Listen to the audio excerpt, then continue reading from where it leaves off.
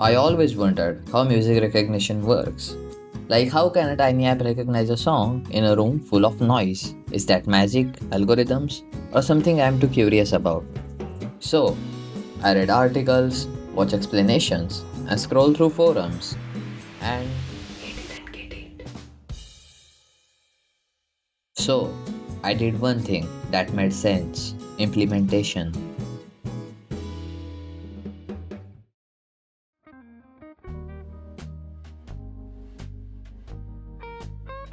This is the implementation part, but before we jump into the functions, let's understand its values. First, sample rate. It is the frequency of our song. The second one is window size. When we analyze an audio, we don't look at the whole recording at once. We chop it into small window size. Then we decide how far we slide the window each time. Our hop length is 512 samples, around 23 milliseconds. This means we overlap 75%. Why? Because overlapping gives a smooth analysis and prevents missing fast sound changes. The fan value. Finally, we set the fan value, how many future peaks we connect to the one peak. Like, think of fingerprint like an constellation map. Each star connects to the next 10 stars. And 10 is great middle ground. Now, let's go through the pipeline. The first function is load audio. First, we clean and prepare the sound. When a song enters our system, this is the very first function that touches it. Here what happens. The LibreOffice reads the audio files, no matter if it is MP3, WAV or any other.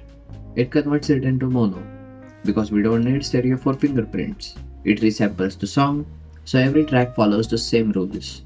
Finally, we get a nice, clean NumPy array of samples between -1 and 1. The next function is generate spectrogram. We turn sound into picture. This is where the magic starts. The spectrogram shows time on the x-axis and frequency on the y-axis, and the loudness as the brightness. Once we have this, the computer can finally see the song. Now, we find the peaks, which means the landmarks. The spectrogram has millions of points, too much to work with. So what do? We extract only the important points, the peaks. Using the 2020 filter, we find local maximums. We keep the only peaks above the 75th percentile. Then we keep the top 15% of those peaks. Why?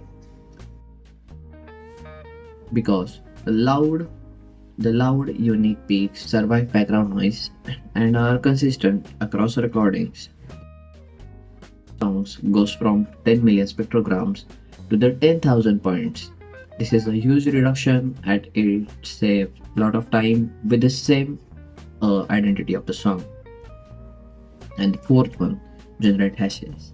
This is the heart of our system. Like, for each peak, we connect it to the next 10 peaks. We have seen the fan values.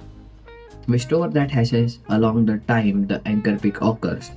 Why we are doing this? It captures the relationships between peaks. Because not everyone is sitting in the studio, not everyone's output is clear. So our system misses any point. With the help of relationship, it can saves the matches. And the last one is fingerprint sound. This ties everything. Like, it has load audio, create a spectrogram, find the peaks, and generate the hashes. By the end, we get nice dictionary containing all its fingerprints, total number of fingerprints, and this is the data that goes into your database. And that's the core script of our system. So now that you know how it works under the hood, let's move to the fun part, working. Hey, show them the working.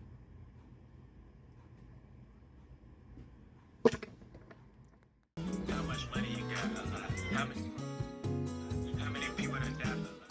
Love you out and rock a lot. You pray that you fall. How many lawyers you got? A lot.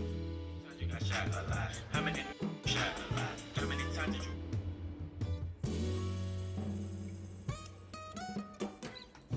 Now, before we wrap this up, I want to discuss some issues.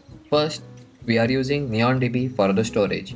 and we have free tier of NeonDB, which means we cannot save a lot of songs in it. So in the deployed version of Noto, we only have 10 songs. Not because of algorithms, but because of limitations on storage. And second, which means backend. Our backend is running on render, and we also have render free tier, and it has 0.1 CPU power, which slows down the algorithm. And also, the cold start of the backend makes it even more slower. But it's fine, now our core system is working and I'll keep improving it. If you have any suggestions, you can comment down below. Or if you have to see the code base, the GitHub link is in the description. I'll see you in the next project. Thank you for watching.